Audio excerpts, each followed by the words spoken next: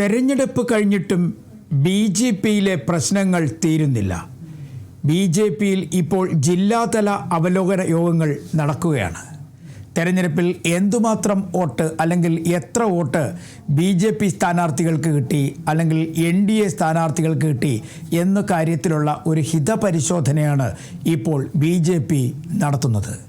പ്രധാനമായിട്ടും തെക്ക് മുതൽ വടക്ക് വരെയുള്ള ജില്ലകളിൽ ബി.ജെ.പിക്ക് കിട്ടിയ വോട്ടുകളുടെ കണക്കെടുപ്പെന്ന് വേണമെങ്കിൽ പറയാം. കാരണം ഈ തെരഞ്ഞെടുപ്പിൽ 20-നും 25% ഇടയ്ക്ക് വോട്ട് ബി.ജെ.പി നേടണം എന്നാണ് കേന്ദ്ര നിർദ്ദേശം. അതിൻ്റെ ഭാഗമായുള്ള നീക്കങ്ങളെല്ലാം കേന്ദ്ര ഭാഗത്തു നിന്നും ഉണ്ടായി. സംസ്ഥാനത്തിൻ്റെ ഭാഗത്തു നിന്ന് എന്തെങ്കിലും വീഴ്ചകൾ ഉണ്ടായിട്ടുണ്ടോ എന്ന കാര്യങ്ങളെക്കുറിച്ചുള്ള ഒരു വിലയിരുത്തൽ കൂടിയാണ് ഇപ്പോൾ നടത്തുന്നത്. തിരുവനന്തപുരം ജില്ലയിലും കൊല്ലം ജില്ലയിലും പത്തനംതിട്ട ജില്ലയിലുമൊക്കെ വലിയ പിന്തുണ ബി.ജെ.പിക്ക് കിട്ടിയെന്നാണ് കണ്ടെത്തൽ. പ്രത്യേകിച്ചും തിരുവനന്തപുരം ജില്ലയിൽ 2 വിജയസാധ്യതയുണ്ടെന്നും ബി.ജെ.പി നേതാക്കന്മാർ പറയുന്നു.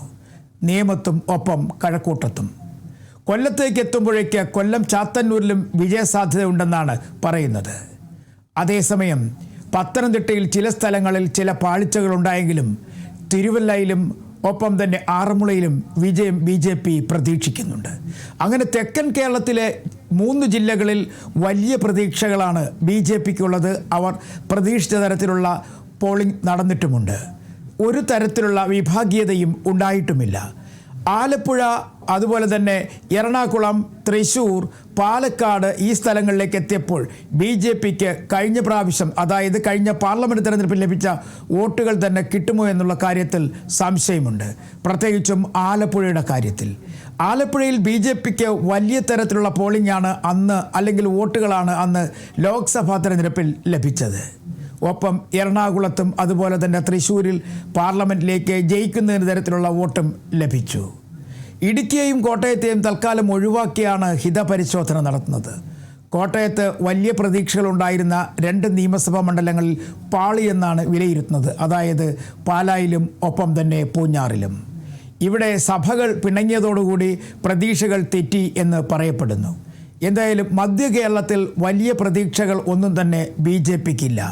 എന്നാൽ വടക്കൻ കേരളത്തിലെത്തിയപ്പോഴാണ് ബി.ജെ.പിക്ക് വലിയ തരത്തിലുള്ള പ്രതീക്ഷകൾ ഇല്ലാതായത്. പ്രത്യേകിച്ചും കാസർഗോഡ് മഞ്ചേശ്വരത്തിൻ്റെ കാര്യത്തിൽ. കാസർഗോഡ് മഞ്ചേശ്വരത്തിൽ മത്സരിച്ചത് കെ സുരേന്ദ്രനാണ്, മുൻ അധ്യക്ഷൻ, ബി.ജെ.പിയുടെ മുൻ അധ്യക്ഷനാണ് അവിടെ മത്സരിച്ചത്. പക്ഷേ കാസർഗോഡ് ജില്ലാ ഘടകത്തിൻ്റെ ഭാഗത്തു നിന്നും കാര്യമായ തരത്തിലുള്ള പിന്തുണ ലഭിച്ചില്ല എന്നുള്ളതാണ് ഏറ്റവും വലിയ പരാതി. പ്രത്യേകിച്ചും ജില്ലാ പ്രസിഡന്റ് ഉൾപ്പെടെയുള്ളവർ വലിയ തരത്തിൽ വിമുഖത കാണിച്ചു എന്നും പറയുന്നു.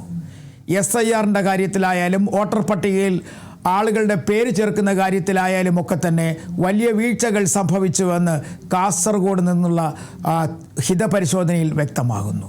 ഇത് വലിയ ചർച്ചയായി ബി.ജെ.പിയിൽ മാറുകയാണ്. മുൻ അധ്യക്ഷനെ മനഃപൂർവ്വം പരാജയപ്പെടുത്തുന്നതിന് വേണ്ടി ചില ആളുകളുടെ ഭാഗത്തു നിന്നും നീക്കങ്ങൾ ഉണ്ടായി എന്നാണ് വിലയിരുത്തൽ. പാലക്കാടും അങ്ങനെ തന്നെയാണ് പറയുന്നത്. പാലക്കാട് വലിയ വിജയപ്രതീക്ഷയുണ്ടായിരുന്നു. പാലക്കാട് നിയമസഭാ മണ്ഡലത്തിൽ അവസാന സമയങ്ങളിൽ ചില നീക്കങ്ങളിൽ പാളിച്ചകളുണ്ടായി.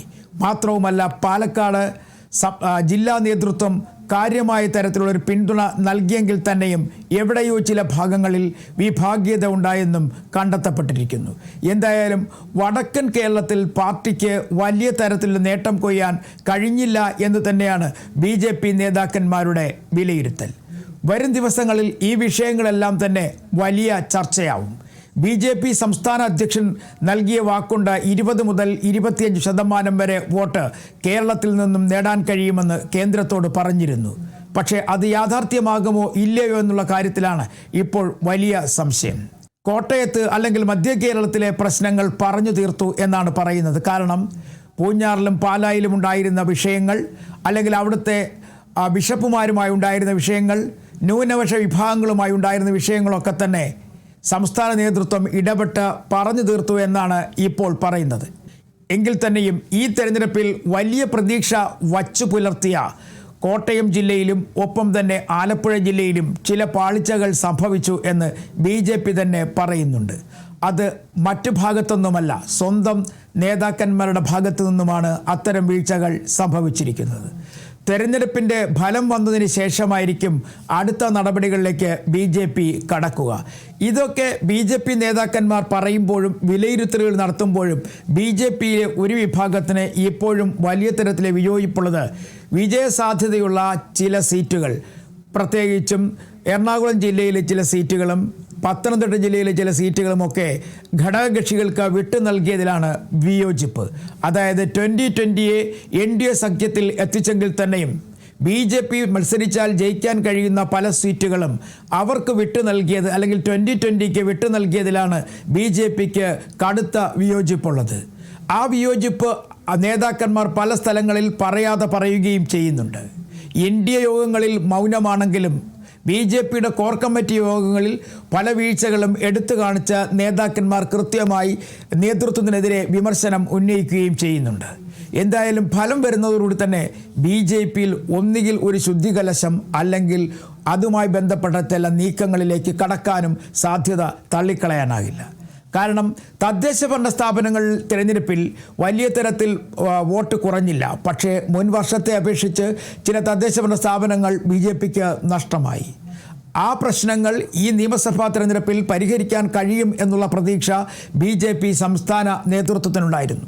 അതുകൊണ്ട് തന്നെയാണ് തെരഞ്ഞെടുപ്പിന് ശേഷം ഫലം വരുമ്പോൾ ആ ഫലത്തിൽ പ്രതീക്ഷിച്ചതിനപ്പുറത്തേക്ക് എന്തെങ്കിലും സംഭവിച്ചാൽ അത് വലിയ തരത്തിലൊരു വീഴ്ചയായി BJP സംസ്ഥാന അധ്യക്ഷൻ രാജീവ് ചന്ദ്രശേഖരന് നേരെ ഉയരും എന്നുള്ളത് ഉറപ്പാണ്.